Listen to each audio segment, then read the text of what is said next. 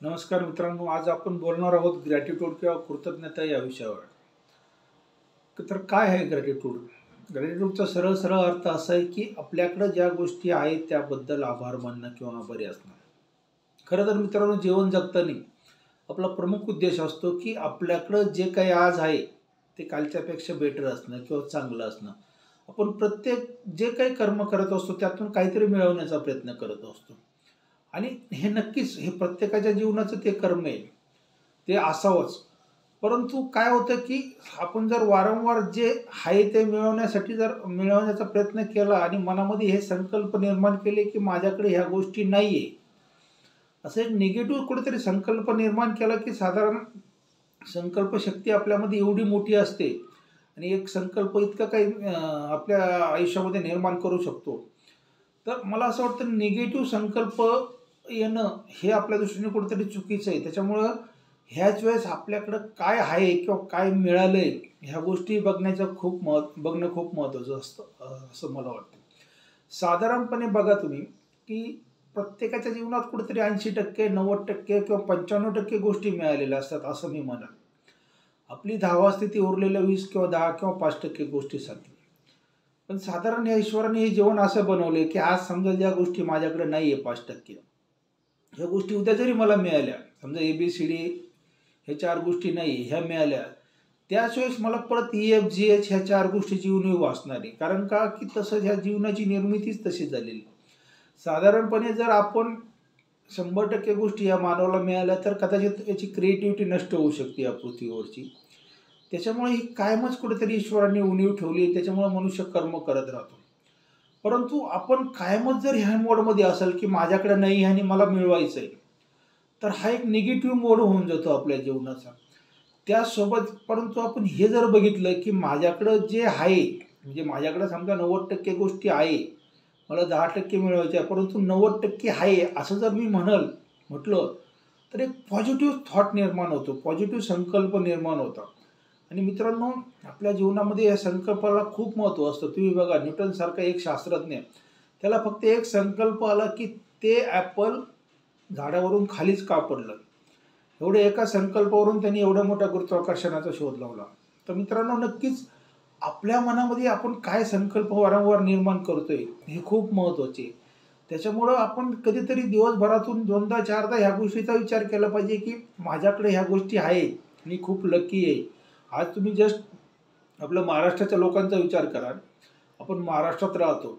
आज जर चांगलं बघितलं तर आपल्याकडे भरपूर स्वच्छ सूर्यप्रकाश, भरपूर गोडं पाणी, भरपूर पठारी प्रदेश, दळणवळणाचे एवढे सुंदर चांगले साधनं, क्राईमलेस एरिया, म्हणजे आपल्या घरावर एखादं कुठंतरी एखादं अनवसर किंवा शस्त्र येऊन पडण्याची काही शक्यता नाही. आज जगातली बरीचशी लोकसंख्या अशा परिस्थितीत राहते.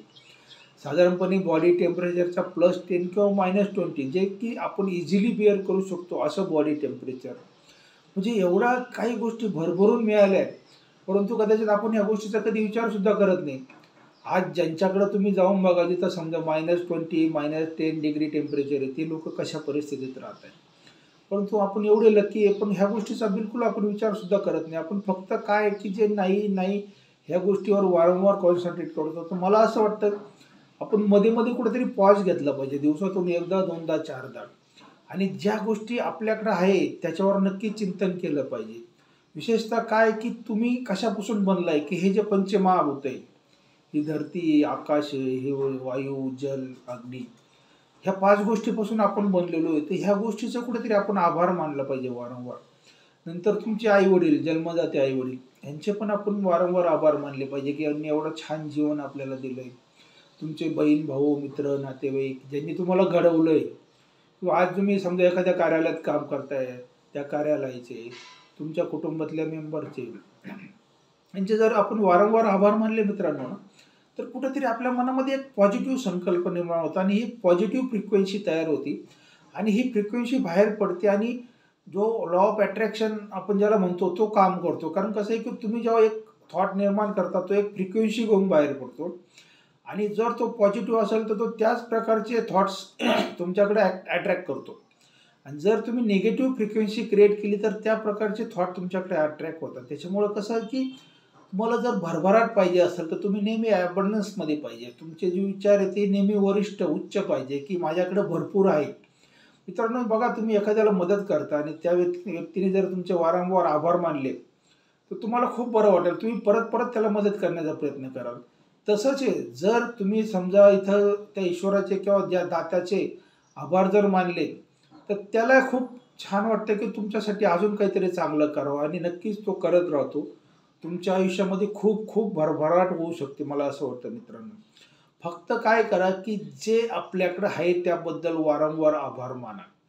तुमचे मित्र असेल, नातेवाईक असेल, कुटुंबातले मेंबर असेल, मुलं असतील, अ, आजूबाजूचे लोकं असेल, तुमच्या ऑफिसमधले असेल किंवा ज्या ज्या गोष्टी तुम्हाला मिळाल्या ह्या प्रत्येकाबद्दल जर तुम्ही आभार मानत राहिला तर बघा, तुमच्या जीवनामध्ये खूप काही बदल होऊ शकतो आणि खूप काही तुमच्याकडं जी एनर्जी, पॉझिटिव्ह एनर्जी किंवा त्या गोष्टी यायला सुरुवात होईल, असं मला नक्की वाटतं मित्रांनो. नक्कीच परत अशा पॉझिटिव्ह थॉटच्या व्हिडिओवर आपण वारंवार भेटत राहू. नक्की. धन्यवाद मित्रांनो.